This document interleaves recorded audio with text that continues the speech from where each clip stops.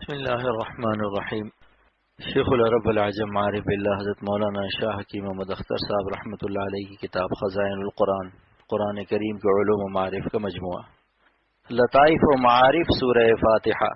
ایاک نعبد و ایاک نستعین، آگے ہے ایاک نعبد و ایاک نستعین، جس کا ترجمہ ہے کہ اللہ ہم آپ ہی کی عبادت کرتے ہیں اور صرف آپ ہی سے مدد مانگتے ہیں۔ عربی لغت کے قاعدے کے مطابق یہاں حصر کے معنی پیدا ہو گئے، پس اگر کوئی شخص یہ ترجمہ کرے گا کہ اللہ ہم آپ کی عبادت کرتے ہیں تو ترجمہ غلط ہوگا۔ حصر کے معنی کے لیے ہی یا صرف لگانا ضروری ہے، یعنی ہم کسی کی عبادت نہیں کرتے، نہ بتوں کو پوجتے ہیں، نہ پتھروں کو پوجتے ہیں، نہ درختوں کو پوجتے ہیں، نہ سورج اور چاند کو پوجتے ہیں، نہ آسمان و زمین کو پوجتے ہیں۔ اے خدا ہم صرف آپ ہی کی عبادت کرتے ہیں، ہمارا سر صرف آپ کے لیے خاص ہے، ہم کہیں اپنا سر نہیں رکھ سکتے مگر آپ کی چوکھٹ پر۔ اسی کو میں نے اس شعر میں کہا ہے، ہمارا مرکز امید رحمت آپ کا در ہے، ہمارا مرکز امید رحمت آپ کا در ہے، کسی کے در پہ تو یارب یہ پیشانی نہیں جاتی، کسی کے در پہ تو یارب یہ پیشانی نہیں جاتی۔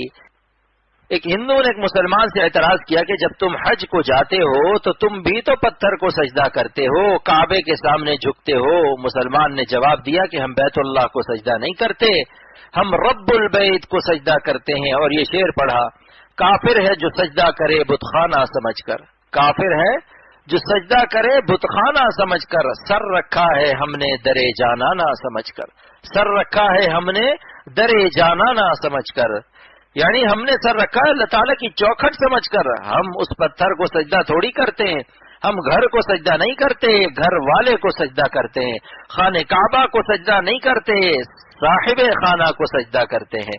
مولانا جلال الدین رومی رحمۃ اللہ علیہ فرماتے ہیں، حج کردن زیارت خانہ بود، حج کردن زیارت خانہ بود، حج رب البیت مردانہ بود، حج رب البیت مردانہ بود۔